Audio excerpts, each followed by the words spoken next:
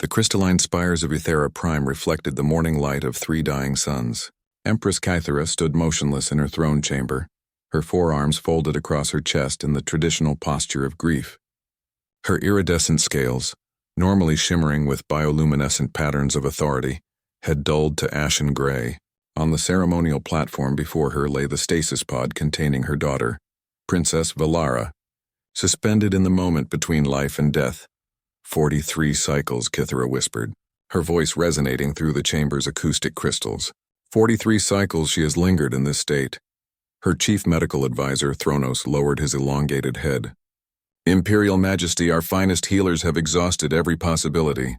The neural corruption spreads despite our interventions. The princess's consciousness fragments further each day. Our technology cannot, Kythera interrupted, the word bitter on her forked tongue. The most advanced civilization in 7-star systems, and we cannot save one child. The Athari had conquered disease millennia ago. Their biotechnology was legendary, their understanding of physiology unmatched across known space. Yet Princess Valara's condition, a rare prion-like corruption that attacked neural pathways at the molecular level, had proven impossible to reverse.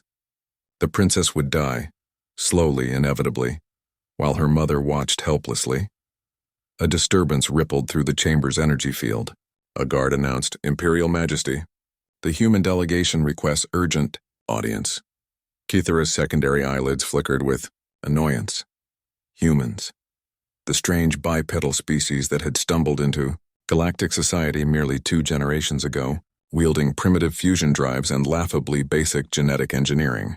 They had established a small research outpost on Pethera, studying Ethari culture with the enthusiasm of children discovering a library.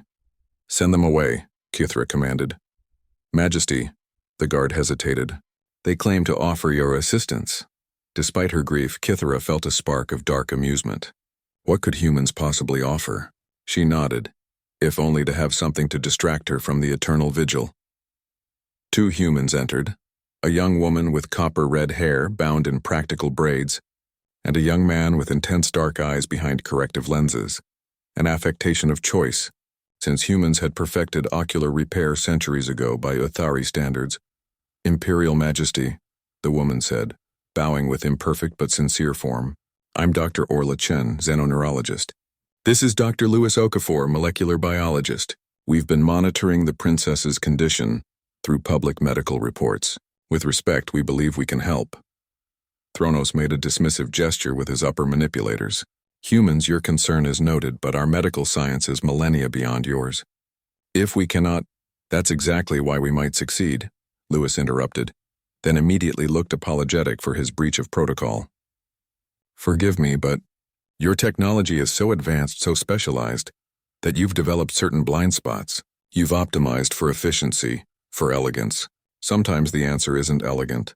Orla stepped forward, projecting a holographic display from her wrist device.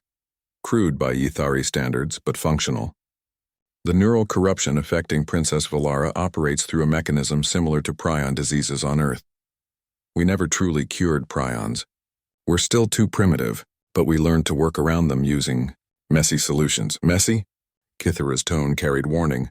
"Majesty, your physicians have tried to surgically extract the corrupted proteins, to genetically reprogram affected neurons, to stimulate regeneration through targeted stem cell therapy. All brilliant approaches. All failed because the corruption spreads faster than precision intervention can contain it." Orla's eyes blazed with conviction. "We propose something different. Something brutal." Louis activated another projection. "Induced therapeutic hypothermia combined with aggressive chemotherapy, using compounds that would kill most of the princess's neural tissue, both corrupted and healthy. Then, simultaneous full-spectrum neural regeneration using an adaptive scaffold matrix." Thronos recoiled. "You propose destroying the princess's brain to save it? That's barbarism." "It's survival," Orla said quietly. "On Earth, we've brought back patients from clinical death, rebuilt damaged organs from scaffolding, forced bodies to regenerate what should be irreplaceable. Not elegantly, not cleanly, but effectively. We're good at surviving when we shouldn't." Kythera studied the humans. They were so small, so fragile looking. Their species lived brief lives in hostile environments, plagued by diseases and genetic flaws that Ithari had eliminated from their genome before achieving spaceflight. Yet they had endured, thrived even. The risk? Kithra asked. 70% mortality rate in human trials with analogous conditions, Lewis admitted. But the princess currently has 0% survival probability. We'd be giving her a chance. A 30% chance, Kithra breathed. More than zero, Orla said. Majesty. I lost my sister to a prion disease when I was 14. Watched her fade over 3 years while our best doctors tried elegant solutions. I've spent 20 years studying crude, aggressive interventions that our ancestors would have considered butchery. Let us try, please. Silence filled the chamber. Kithra's scales flickered with faint color. Blue, the shade of desperate hope. Proceed, she commanded. The procedure took 6 days. Ithari physicians watched in horrified fascination as the humans systematically destroyed and rebuilt the princess's neural architecture. Orla and Lewis worked without rest, sustained by stimulants that would have killed a Ithari, manually adjusting treatments in real time based on intuition as much as data. On the 7th day, Princess Valara opened her eyes. Mother, she whispered through the translation matrix. Kithra's scales erupted in radiant gold, a display of joy so intense that several observers had to shield their eyes. She embraced her daughter with all 4 arms, tears streaming from her eyes, a physiological response most Ithari considered primitive. Later, in a private chamber, Kithra faced the exhausted humans. Orla swayed on her feet. Lewis had fallen asleep standing up twice during the final procedures. How can I repay this? Kithra asked. Orla smiled tiredly. Understanding, maybe? We humans. We're not elegant. We're messy and stubborn and we make mistakes. But we're really, really good at refusing to give up, even when we should. Especially then, Lewis added, half awake. Kithra's scales shifted through colors no human could name, expressing emotions no human language could capture. But the meaning was clear enough. The galaxy has much to learn from you, the Empress said. Thank you for teaching me that strength sometimes wears a clumsy face.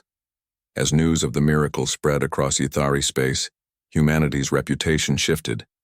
They were no longer the crude newcomers, but the stubborn survivors who succeeded precisely because they'd never learned that some things were impossible. And in the crystalline spires of Pethera Prime, a mother held her living daughter and thanked the universe for humans, those magnificent, messy, miraculous humans.